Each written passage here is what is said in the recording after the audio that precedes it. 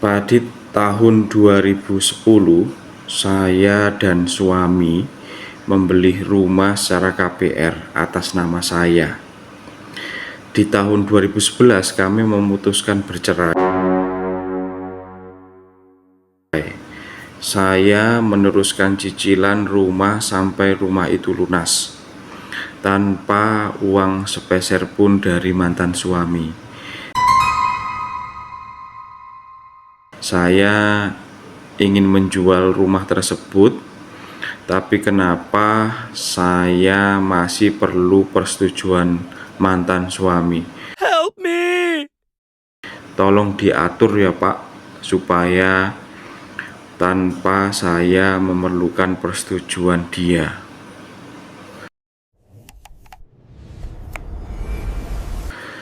Ya, teman-teman, saya masih ingat betul ya, ibu ini meneteskan air mata sembari berharap agar tidak harus bertemu dengan mantan suaminya lagi ya, pada saat melangsungkan akad jual beli.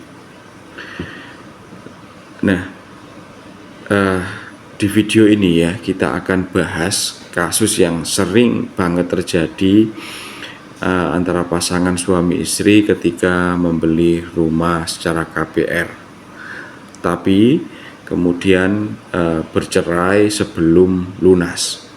Nah, yang menarik, setelah bercerai ternyata salah satu pihak ya dalam kasus yang saya hadapi, ini istri yang melanjutkan pembayaran sampai lunas sampai saat ketika rumah itu mau dijual ya. Namun ada kenyataan yang mungkin dianggap pahit ya. Notaris itu tetap minta tanda tangan mantan suami, padahal yang bayar sampai lunas itu istri loh. Loh, kok bisa gitu ya? Nah, makanya kita akan bahas pelan-pelan ya teman-teman. Kita mulai dari kondisi awal dahulu. Misalnya suami dan istri itu membeli rumah melalui KPR. Pada saat itu mereka dalam perkawinan, terikat dalam perkawinan yang sah ya. Dalam hukum Indonesia, harta yang diperoleh selama perkawinan disebut dengan harta bersama, kecuali ada perjanjian kawin yang memisahkan harta mereka. Jadi meskipun cicilan KPR itu dibayar dari salah satu gaji para pihak ya, hukum terhadap rumah tersebut tetap menjadi harta bersama ya. Suami istri selama tidak ada perjanjian pisah harta, baik pun itu bank ya, akan mencatat keduanya sebagai pemilik yang sah, baik itu ditulis atas nama suami saja ataupun istri saja. Nah, masalahnya ketika bercerai sebelum pembelian rumah KPR itu lunas, secara hukum perceraian itu memang mengakhiri hubungan suami istri teman-teman ya. Tapi itu tidak otomatis memisahkan harta bersama di antara mereka. Artinya rumah KPR itu masih termasuk dalam kategori harta bersama yang belum dibagi.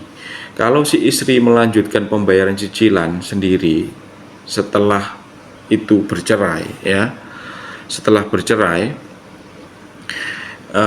memang itu pengorbanan yang besar ya memang teman-teman, dan patut dihargai. Namun secara hukum status rumahnya itu belum berubah teman-teman. Rumah itu masih tercatat sebagai harta bersama sebelum ada proses pembagian resmi. Nah, inilah inti persoalannya teman-teman ya. Jadi ketika rumah itu sudah lunas dan istri mau menjual rumah, notaris pasti akan memeriksa status kepemilikannya.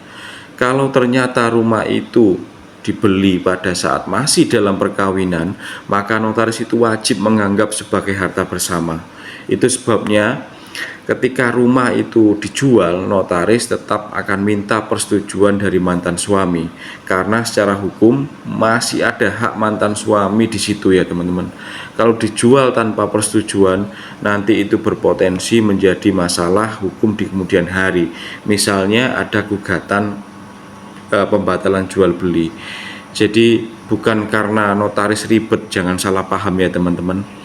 Notaris hanya memastikan bahwa masing-masing pihak ya yang punya hak itu ikut menyetujui transaksi itu.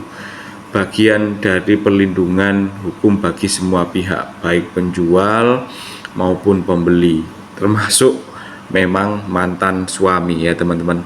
Jadi solusi hukum yang sekarang, bagaimana sih caranya itu bisa dilakukan supaya bisa dilakukan dijual ya tanpa memerlukan tanda tangan mantan suami? Jawabannya hampir tidak ada solusi teman-teman. Selama suami itu memang masih hidup, mantan suami masih hidup, memang kalian wajib membuat akta jual beli di hadapan notaris, yang mana notaris akan membuatkan akta dengan komparisi istri sebagai penjual, dan dalam premis disebutkan bahwa istri dalam menjual tanah telah memperoleh persetujuan dari mantan suami, dibuktikan dengan turut serta menandatangani akta ya.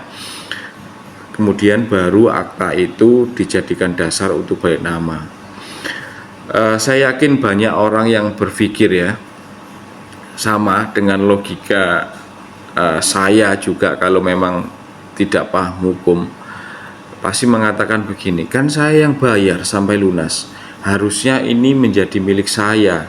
Secara moral memang iya teman-teman, bisa dimengerti, tapi secara hukum tidak melihat siapa yang membayar, melainkan kapan aset itu diperoleh, dalam status hubungan apa. Kalau yang diperoleh saat masih menikah, otomatis harta bersama ya. Makanya jalan satu-satunya yang harus diselesaikan secara hukum adalah meskipun istri itu melunasi rumah secara KPR ya, setelah mungkin sekitar 10 atau 20 tahun setelah bercerai, tetap harus memperoleh persetujuan dari mantan suami ya, karena memang status rumah itu awalnya adalah harta bersama. Agar semua bisa dijual tanpa masalah, maka buatlah akta jual beli di hadapan notaris teman-teman ya. Mungkin itu cukup ya. Kesimpulannya, semoga penjelasan ini membantu ya kamu untuk memahami posisi hukum dalam kasus rumah KPR dan perceraian. Kalau kamu sedang menghadapi situasi yang serupa, jangan buru-buru ambil keputusan. Saran saya teman-teman, konsultasikan dulu ke notaris kepercayaan Anda semua, agar langkah-langkah yang kamu ambil aman ya dan sesuai hukum. Oke, saya rasa cukup. Terima kasih sudah menonton. Jangan lupa like, share, and subscribe supaya kamu tidak ketinggalan pembahasan hukum yang menarik selainnya. Sampai jumpa di video selanjutnya. Dadah. Awalnya bingung urusan surat menyurat, tak ada petunjuk, semua terasa rumat. Selalu aku tanya sendirian, legalitas dokumen harus ada jalan. Akta tak jelas tanpa ada jalur, hadapi keras dunia aku hampir luluh. Kini ku berani tunjukkan diri, perlahan keraguan pun teratasi. Dengan notaris aditya teruji, sekarang pun semua jadi pasti. Ku sadar kini ku harus terbuka diri, tunjukkan semua fakta yang ada di hati.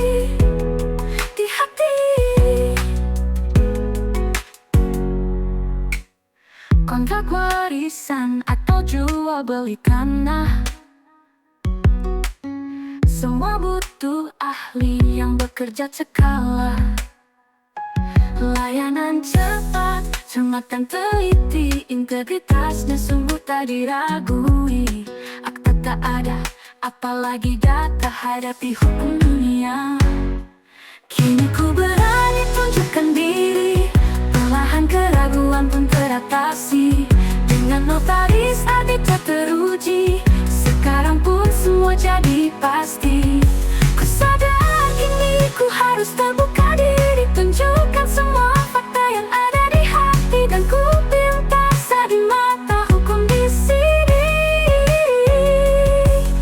Sempat aku merasa gelap dan tak berdaya, dihadapkan masalah yang sungguh menyiksa. Ternyata notaris Aditya tak pernah menjauh, membimbing perlahan hingga aku tumbuh.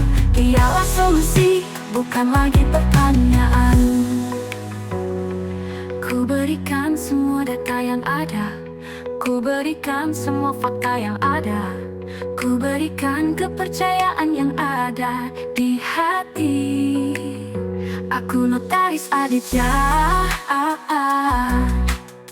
yang punya solusi pasti.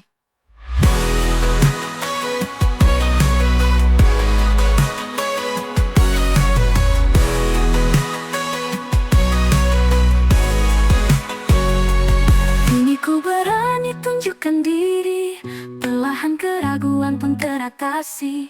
Dengan notaris Aditya teruji, sekarang pun semua jadi pasti. Ku sadar kini ku harus terbuka diri, tunjukkan semua fakta yang ada di hati, dan ku pintas di mata hukum di sini.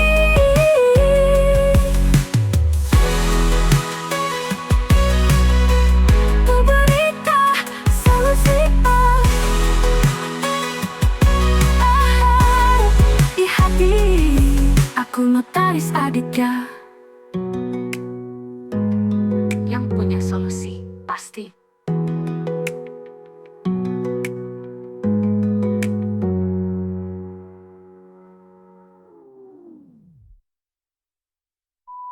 Buddy.